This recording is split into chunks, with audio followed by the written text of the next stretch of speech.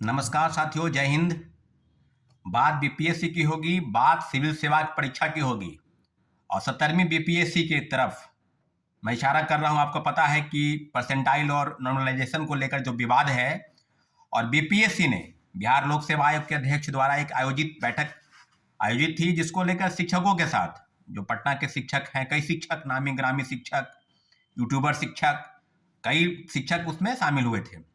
और शिक्षकों के शामिल होने के बाद बीपीएससी मोटा मोटी कहे तो वन कैंडिडेट वन रिजल्ट शिक्षक बहाली के मुद्दे पर और डॉक्यूमेंट का वेरिफिकेशन रिजल्ट के प्रकाशन के पहले, यानी TRE3 के रिजल्ट के प्रकाशन के पहले डॉक्यूमेंट का वेरिफिकेशन पहले कराने को लेकर शिक्षकों ने ये अपनी राय जो है बीपीएससी के समक्ष रखी। और ये हम लोग की डिमांड पहले से रही है। TRE1 में बहुत बड़ी गलती हो गई, खामी हो गई। बीपीएससी और शिक्षा विभाग के जो गलती और खामियाजा का जो है छात्रों को भुगतना पड़ा, और बड़े पैमाने पर फर्जी लोग, क्योंकि डॉक्यूमेंट का वेरिफिकेशन हुआ ही नहीं पहले। सीटेट फेल, एसटीटी फेल, किसके पास एनआईओएस डीएलएड की डिग्री है, किसके पास कंप्यूटर साइंस की फर्जी डिग्री है, डोमिसाइल फर्जी बनाकर, दिव्यांग फर्जी बनाकर लोग बहाल हो गए।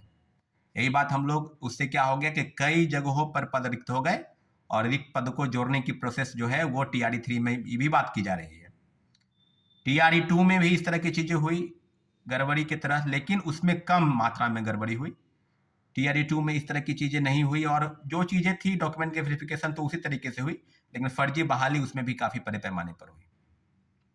अभी बात होगी कि जो प्रेस में जो लोग वक्तव्य दे रहे हैं, कई लोग हैं, पटना के शिक्षक हैं, यूट्यूबर हैं और अपने आप को रेलवे और ग्रुप डी की तैयारी कराने वाले बीपीएससी के शिक्षक की श्रेणी में अपने आप को रख रहे हैं कि हम बीपीएससी को पढ़ाते हैं। जो व्यक्ति कभी बीपीएससी के परीक्षा में अपियर नहीं हुआ, खुले तौर पर कहा जाए तो आप समझ लीजिए कि पूरे देश में लोकप्रिय हो गए वो व्यक्ति, और आज बीपीएससी और यूपीएससी का इंटरव्यू तक ले रहा है।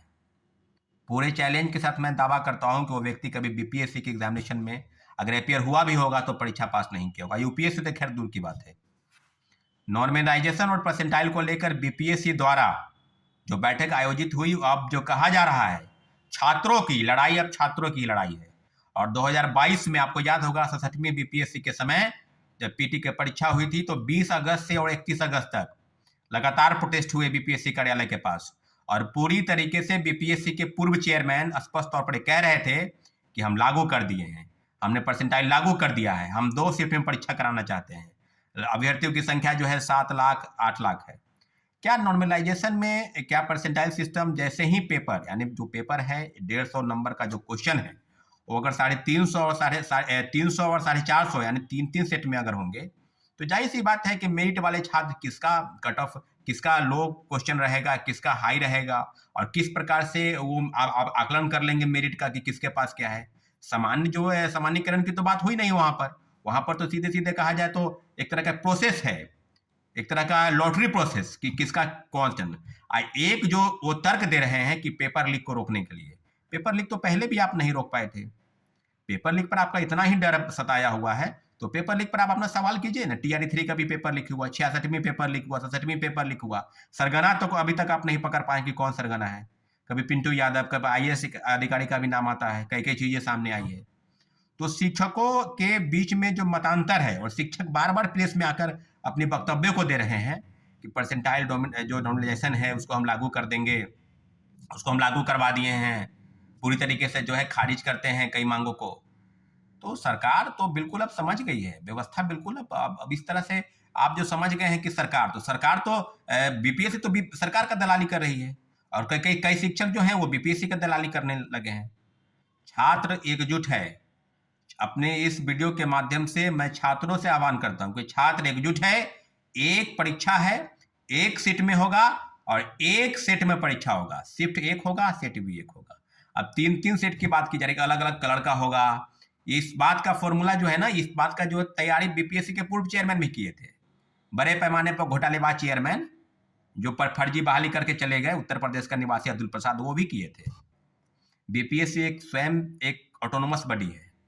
अब जो कह रहे हैं कि हम जो है सरकार की तरफ से, सरकार ये नहीं कहती है कि आप डबल शिफ्टिंग परीक्षा लीजिए, सरकार ये भी नहीं कहती है। तो मुख्यमंत्री जी का हस्तक्षेप हुआ 31 अगस्त 2022 को 67वीं पीटी परीक्षा लेने के संदर्भ में जो जो बयान दे रहे थे कि हम परीक्षा आयोजित करा लेंगे, और कई तरह के मंतव्य दिए जा रहे थे, वो सारे कोशिशों पर बीपीएससी के छात्रों के एक बहुत बड़ा प्रोटेस्ट हुआ था, आपको याद होगा।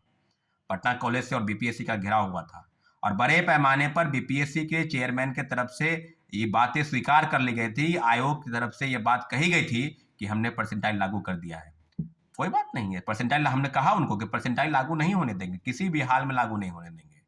इसलिए आज छात्रों से फिर गुजारिश है कि जिस दिन बीपीएससी की तरफ से बैठक आयोजित होगी, हम सभी को, एक छात्र भी मैं बोल रहा हूं और छात्र नेता भी बोल रहा हूं, दोनों तरीके से हम लोग शामिल होंगे और इसका विरोध करेंगे। वन कैंडिडेट वन रिजल्ट पर जो भी चीजें होंगी वो डीवी पहले कराने को लेकर, और सबसे बड़ी जो समस्या है TRD 3 के रिजल्ट के पहले कि फर्जी बहाली नहीं हो, फर्जी तरीके से नहीं हो, उसके चलते तैयारी बीपीएससी करे। पेपर लीक पर आपको जिला में कैसे तैयारी है, निगरानी करनी है, उस पर आप तैयारी करें। आप नॉर्मलाइजेशन और परसेंटाइल सिस्टम अगर लागू करना चाहते हैं तो किसी भी हाल में लागू नहीं होने देंगे। छात्र एक साथ है, छात्र एकजुट है और छात्र एक शिफ्ट में परीक्षा चाहता है। किसी के साथ अनदेखी और अन्याय नहीं होगा। आप लगातार कोशिश कर रहे हैं, शिक्षकों को कॉन्फिडेंस में ले रहे हैं कि शिक्षक को ले लेकिन कॉन्फिडेंस पर, शिक्षक बहुत तरह का बयान कर रहे हैं, अंदर में कुछ बोल रहे हैं, बाहर कुछ बोल रहे हैं, पहले प्रेस में कुछ बोलते थे, अब कुछ बोल रहे हैं। तो शिक्षकों की तरफ नहीं, छात्र एकजुट है, छात्र अपनी लड़ाई स्वयं लड़ेगा और शिक्षकों को साथ देना है देंगे, नहीं देना है नहीं दे, लेकिन इतना जरूर है कि हम लोग अपनी लड़ाई परसेंटाइल और नॉर्मलाइजेशन को लेकर जो है लड़ी गई है, उसके लिए हम लोग एकजुट हैं।